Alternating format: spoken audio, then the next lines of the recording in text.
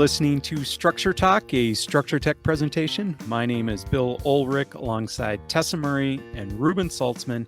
As always, your three-legged stool coming to you from the Northland, talking all things houses, home inspections, and anything else that's rattling around in our brain.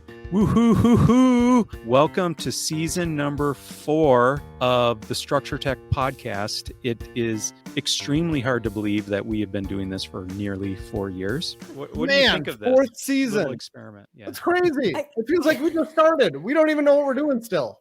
We still don't know what we're doing. We still struggle with regular technical issues every time we try to record. Our mic's going out, our headset's not working. Hey, but we're still here.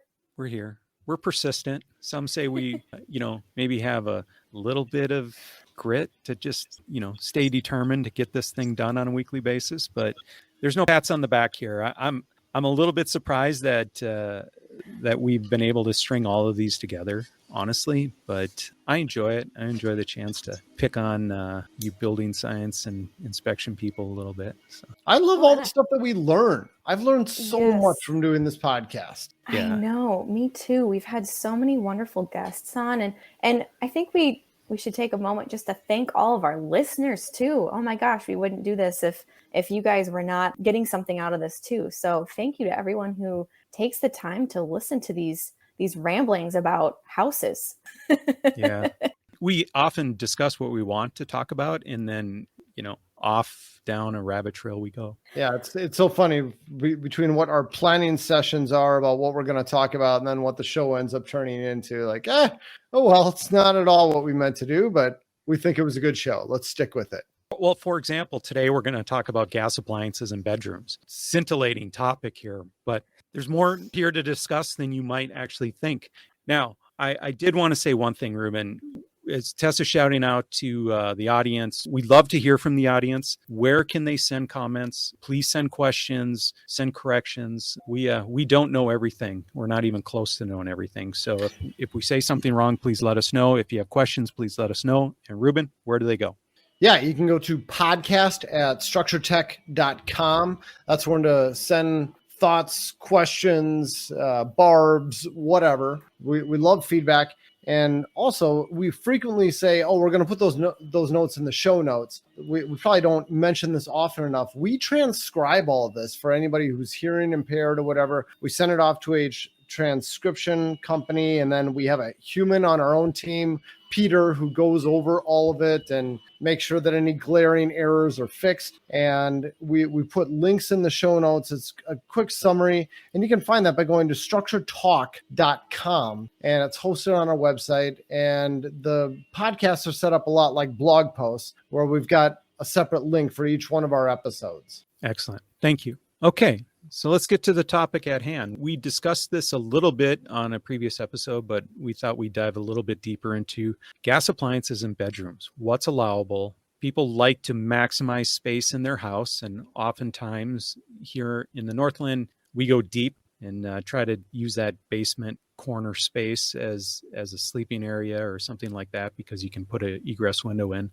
Why did we even get on this topic? We got on this topic, Bill, because during another one of our podcasts, we were talking about what constitutes a legal bedroom. And then we started talking about whether you could have gas appliances located there or not. And we thought, this is just such a deep topic, and there's so much to cover that we shouldn't try to cram it into one show that's only about bedrooms. And gotcha. I mean, it's just one of those rules that I always try to follow when I was blogging. Every time I've got a blog post, and there's really 2 things that I'm covering. Like if I'm talking about heat recovery ventilators, if I'm talking about the need for them, and I'm talking about how they work, and I'm really trying to split this off and cover 2 topics, it's like, all right, stop. You have 2 different things to write about here. Why houses need HRVs and how HRVs work. And it's the same thing here. We agreed that we're cramming too much into this one podcast. Now, today's podcast might be a light one. Maybe it's not a super deep topic, but if you're looking for it, this is where to find it. And I think podcasts are a lot like blog posts or anything written or anything else. It should, or meetings, especially meetings, right? You know what I'm going to say, should only be as long as it has to be. Amen to that. Yeah. You got a 1 hour meeting scheduled. If you're done in a half hour, end the meeting, please. Yes. Yeah. I think this will be maybe a 30-minute podcast episode. I don't think it needs to be longer than that. Okay, Reuben, which gas appliances have you run across in bedrooms that made you go, Well, I can tell you the first one that I kind of made a stink about, and I was totally wrong. This was way early on in my home inspection career. There was a gas fireplace in a bedroom, and I don't know what I was thinking. I don't even remember the details of it, but I had called this out as being improper. And this was on a truth in housing evaluation in Minneapolis. And I had said you can't have gas appliances like this in bedrooms. But then as it turned out, the person who put it in or somebody else came back and they're like, well, this is a direct vent appliance. It's got this special venting. It's a 2-pipe system where it takes all of the combustion air directly from the outside, mixes it with the appliance, it exhausts all of the exhaust gases right back to the outdoors. And you can never actually reach in and touch the flame. I mean, none of the air in this thing communicates with the rest of the air in the house, and it's not an issue. And I dug into it a little bit and I went, oh my goodness, there is some major egg on my face. I got this one totally wrong. There's nothing wrong with this installation. And that was that was the first time I actually took the time to read about appliance locations in the fuel gas code found under section 303.3 of the Minnesota State Fuel Gas Code. And now, ever since then, I have been very aware of where it is and what it says. And it's just one of those things where for anybody who finds appliances in bedrooms, and I'm sorry, Bill, I'm giving you a very long-winded answer. That was a gas fireplace. Your question was what appliance? And I went way down a road. Tessa, how about you? What other gas appliances do you see in bedrooms? I think most commonly what I've run into is furnaces, natural gas furnaces, located kind of in a bedroom closet, or right off a bedroom, and there's no door separating the utility room from a bedroom. Yeah, so I'd say furnaces and occasionally water heaters too, if it's like a utility room. Those are the two main ones. I guess I don't think I've ever seen a boiler in a bedroom. Have you? I have never seen a boiler in a bedroom. But yeah, I'm with you, Tess. I've seen a lot of water heaters, a lot of furnaces in bedrooms. Yep. Yeah. And so often it's not that you have the appliance just sitting right out in the open, but they've got like a little room attached to the bedroom, or maybe the utility room is only accessible by going through the bedroom. I think that's kind of a more common scenario. Yeah, right? Definitely. I would agree with that. Yeah. And I just want to say too, Reuben, thank you for sharing that story about your early experience with calling out a gas fireplace as being a concern. I just appreciate your honesty and humility with that learning situation, because we all got to learn from our mistakes, right? And I never would have thought about, to be honest with you, calling out a fireplace in a bedroom, because I see so many of them. But it is a potential safety issue. I have come across some gas fireplaces that actually are leaking exhaust gases back into the room. I've come across that where they've got like a fireplace that's like those really fancy ones that's between the bedroom and bathroom wall, and there's like a big jetted bathtub on the other side of it, and it's leaking carbon monoxide back into the space. And so even if you do have a gas fireplace in a bedroom, it's still a good idea to turn it on, let it run for a while, and then, check around the outside of it for any potential combustion gas leaks. I'm sure we did a whole podcast episode on that where we talked about the procedure for testing for exhaust gas leaks at gas fireplaces and ANSI standards, all that stuff. Yeah, sure we did. Can you help me again understand why you can't enter a furnace room through a bedroom is a thing? And let me explain why I'm somewhat confused, because you could take that very same situation in the basement and let's call it a family room where there's a couch where people could sleep and there's egress and you've got all of those good things, and there's a door right there to a furnace room and nobody objects to that. And your kids might be down there sleeping just the same as they would be sleeping in a bedroom. What's the big deal about this accessing a utility room or furnace room? Bill, we talk about bedroom. We keep saying the word bedroom, but as we discussed on our last podcast where we talked about the legal definition of a bedroom, the building code doesn't actually say bedroom. What it says, and let's just read a little bit from section 303.3 that I already referenced. And again, this is the Minnesota State Fuel Gas Code. If you're outside of Minnesota, it's going to be the National Fuel Gas Code. The language is the same. It talks about prohibited locations. And this is not just furnaces, but this is for gas appliances. It says appliances shall not be located in sleeping rooms. So if you want to call your living room a sleeping room, if people regularly sleep down there, well, then I guess you probably can't put it there either, Bill. But shall not be located in sleeping rooms, bathrooms, toilet rooms, storage closets, or here's a big one for residential, surgical rooms.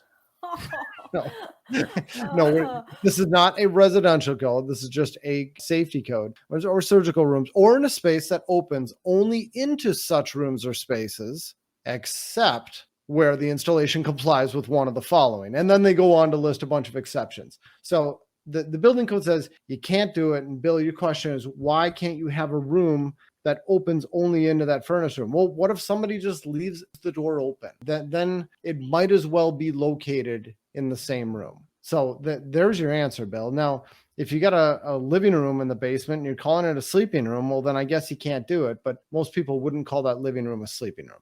Okay, fair enough. Carbon monoxide apparently is held in place by drywall. It doesn't leak through any of these walls or anything like that. So like it's somehow safe over there versus not safe over there. That's kind of where I'm going with this. You know what's really interesting, Bill? I wrote a blog post on this. We will put the blog post in the show notes. I already told everybody where to go for show notes.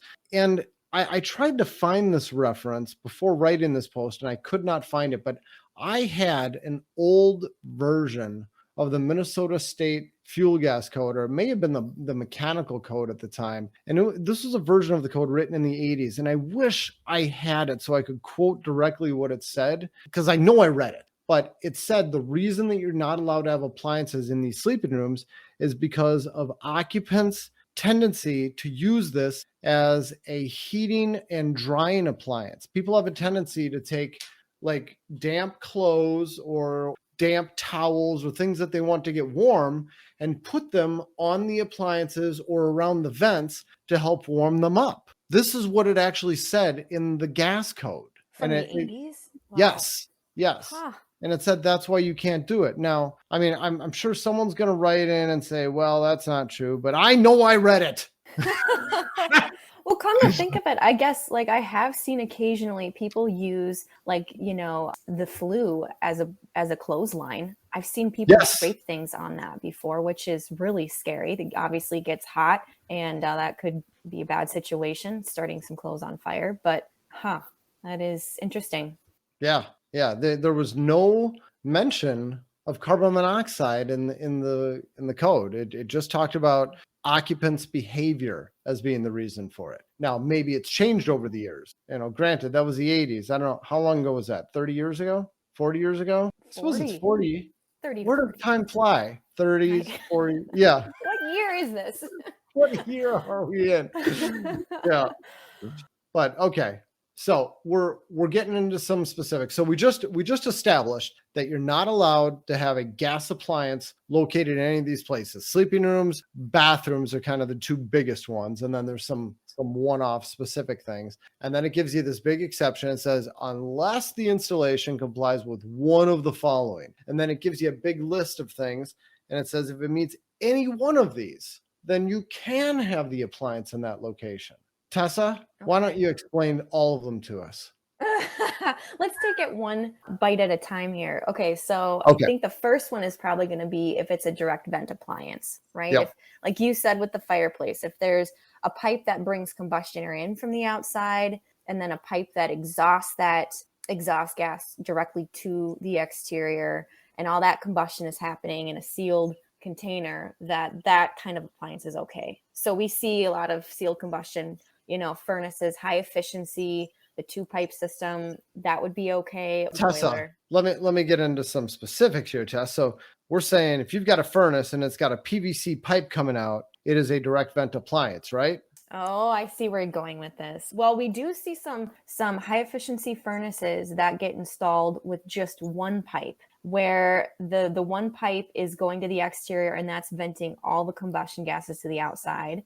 But for some reason, they don't install the second pipe that brings the fresh air in from the outside. What they do is they just leave that pipe. Usually it'll come off the top of the furnace and kind of have a curve to it. And it's just pulling air directly from the room for combustion. It's not pulling air from the outside for combustion. And we see that too. And technically that is not really, I don't think, meeting these guidelines, is it?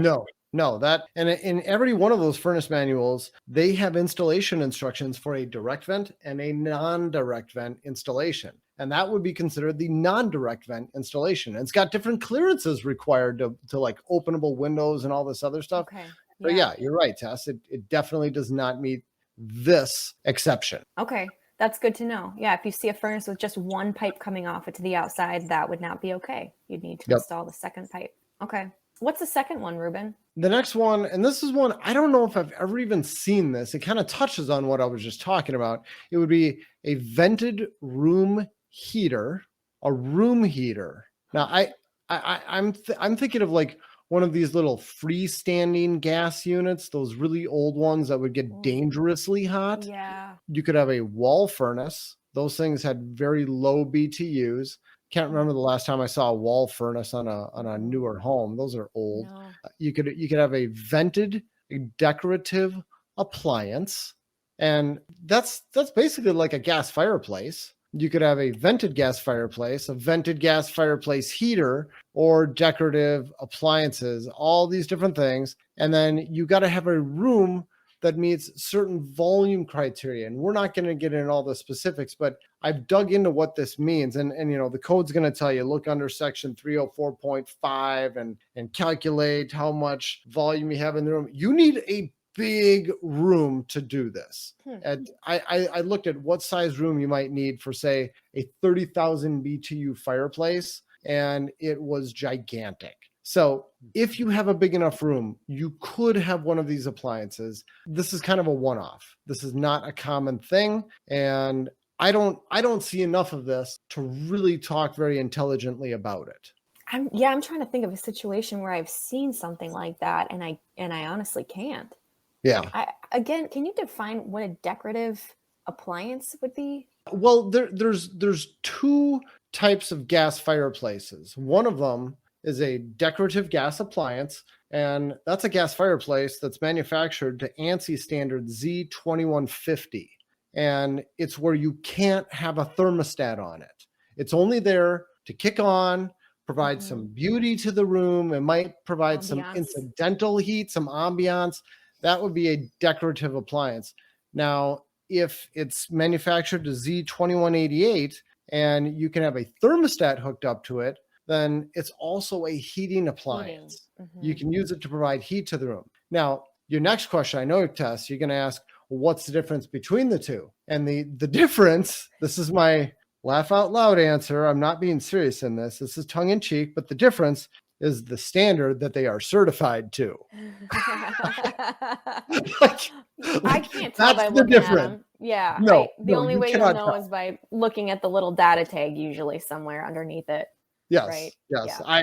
I don't think there is any other difference other than the little print that's on the appliance. Seriously. Yeah. Okay. Hey, Reuben, what do you call that appliance that sits in your dad's cabin? Right out in the middle of the open, it is connected to a thermostat. So I would say that's a heater. But that's not a decorative gas appliance. Not once it's connected to a thermostat. Okay. And for anybody who's wondering why I'm asking, this just looks like an old wood burning stove, but it's not. It's got guts that are natural gas components. Yep. And it is a more modern appliance, and it's manufactured to that standard I mentioned there. It's properly installed, just in case anybody's wondering. It's legit. And you pulled permits for it and everything, right? Oh wait. It was there when you bought the cabin. So I'm sure somebody pulled a permit. Yes, Tessa. Yes. But is that appliance allowable in a sleeping room? Yes, it is. For a couple of reasons. Number one, it is a direct vent appliance installed in accordance with the manufacturer's listing and instructions. I mean, that alone is there to say it's allowable. Now, That's if direct vent. It's pulling. it It's is. where Yep. does the air come from? It's Where's the got a second two-pipe pipe? system. It's got an outer pipe that brings combustion air in, and then it's got an inner pipe that exhausts the exhaust gas. And the flames are sealed off with a big piece of glass and a gasket. Okay. Well, we're talking about sleeping rooms, and this appliance is installed in your living room, right? Well, Yeah, yeah, but that's Bill a poor just example. I'm just asking if you take that appliance and put it in a bedroom or sleeping room, is it allowable? yeah, it would still be allowable. And you'd make a really hard case. Now we're getting into some personal details here, but in the basement living room at the cabin, or whatever you want to call that room, there's 2 bunk beds set up. You'd have a really hard case to say that's not a sleeping room. So even though it's not really a bedroom, whatever gas appliance in there needs to be safe for sleeping areas. And it is. It is. All right. So that was exception number 2, one that we spent 35 minutes talking about and we're not qualified to talk about. How many are there? How many exceptions are there total? Well, there's 2 more that are deleted in Minnesota. And I'm not even going to get into these. It talks about very low BTU room heaters that are not vented, unvented gas appliances. That's so scary. And they have specific, I think it's like under 10,000 BTUs or something like that. And it's all these other requirements. But in Minnesota, we just cross those off entirely because unvented gas appliances are not allowed in Minnesota. And except in your kitchen, and they're called ovens. Well, they're in your utility room, and they're called dryers. Wait, yeah, well, dryer? Yeah, dryers vent to the outside, though. Well, they should. Hopefully, They everybody do. check your dryer. They all do. Make sure it's venting to the outside. Yeah. But yeah, ovens. I mean, and we all spend so much time in our kitchens, especially when we're using the oven, of course, we're baking, cooking, whatever. Yeah. So, okay. So maybe I wasn't being correct with my wording. What I should have said is an unvented room heater. Unvented heaters are not allowed in Minnesota. Okay. And just in case you're wondering what that is, I mean, it's usually going to be a white appliance.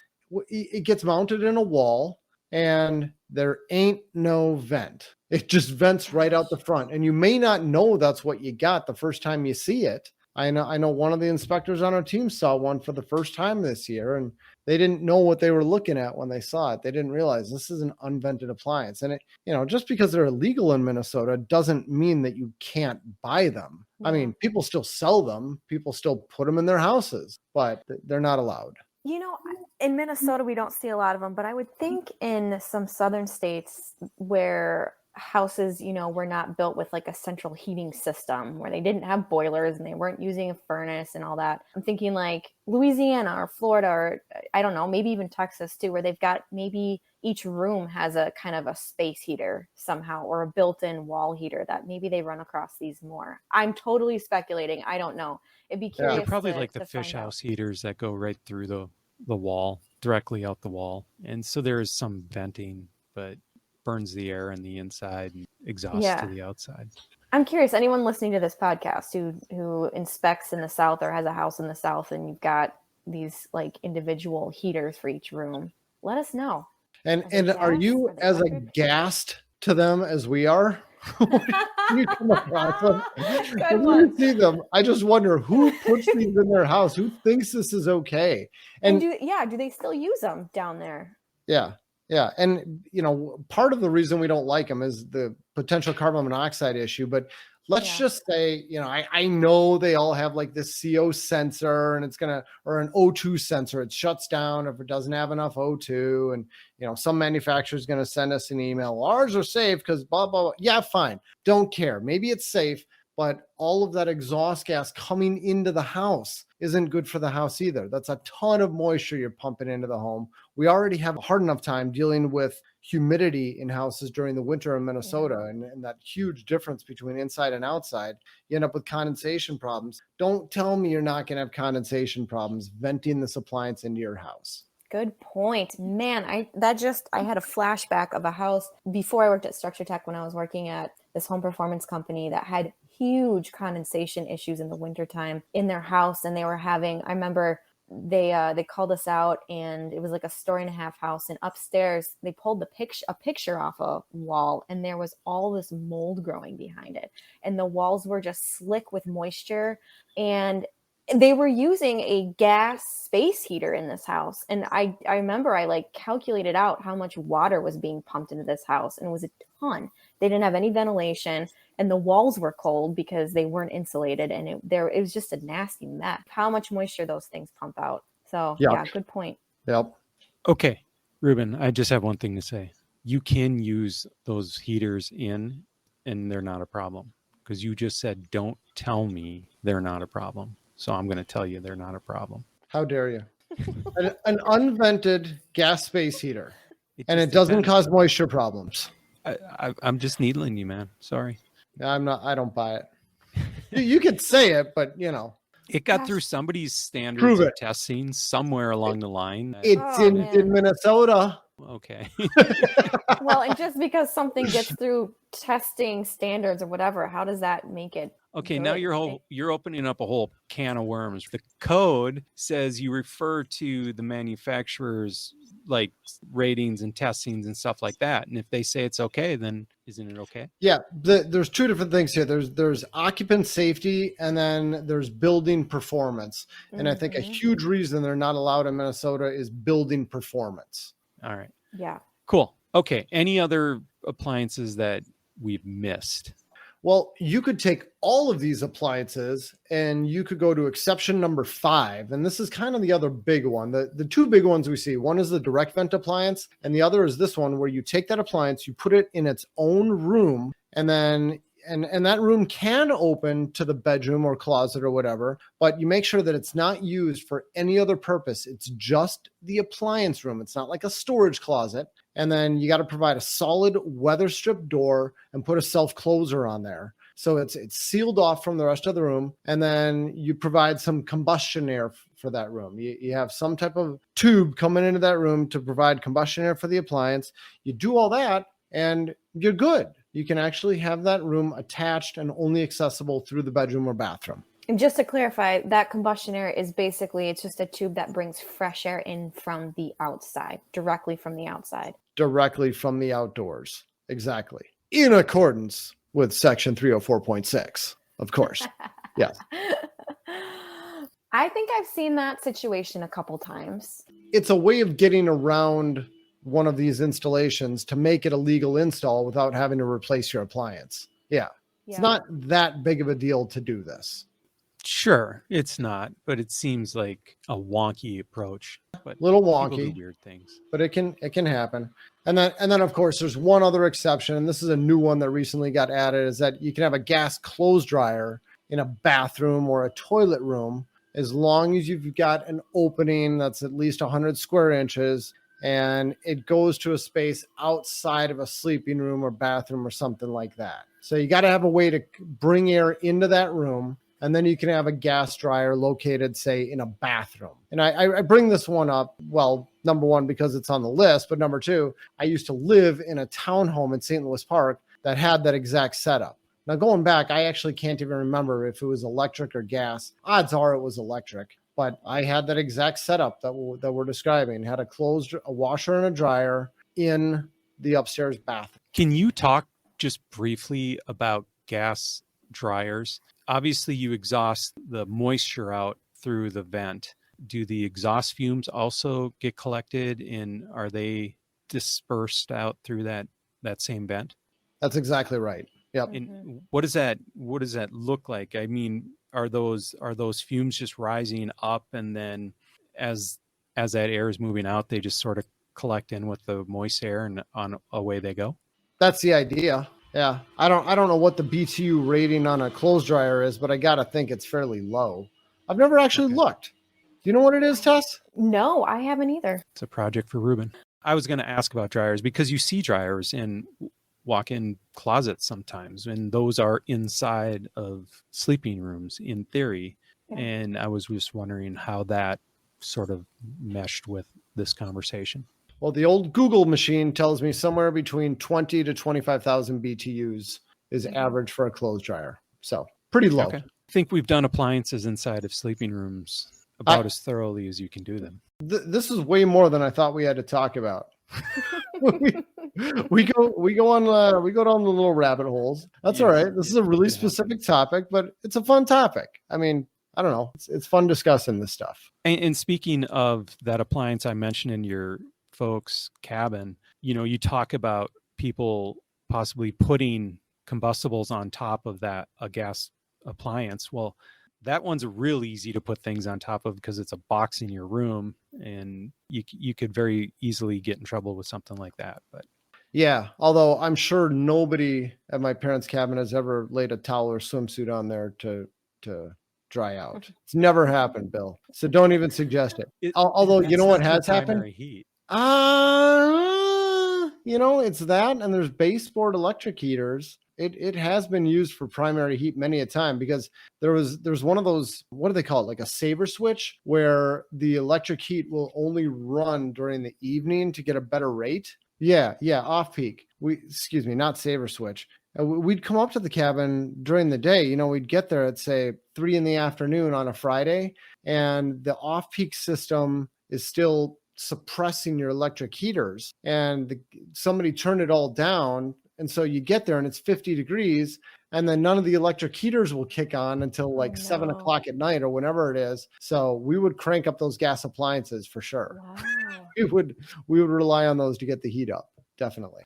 Okay, I think we should put a wrap on this one, if you don't mind. But certainly, if we've said anything wrong and we've offended any gas burning enthusiasts who know much more about these appliances than we do, Reuben, where should they send their comments to? Who cares at structured?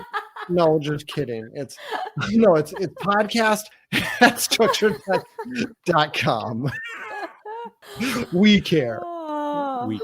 We care very much. And after 4 years, we still care. So that's right. Well, after 3 complete years, in the beginning of the 4th year, we entering our 4th season. That's right. There we go.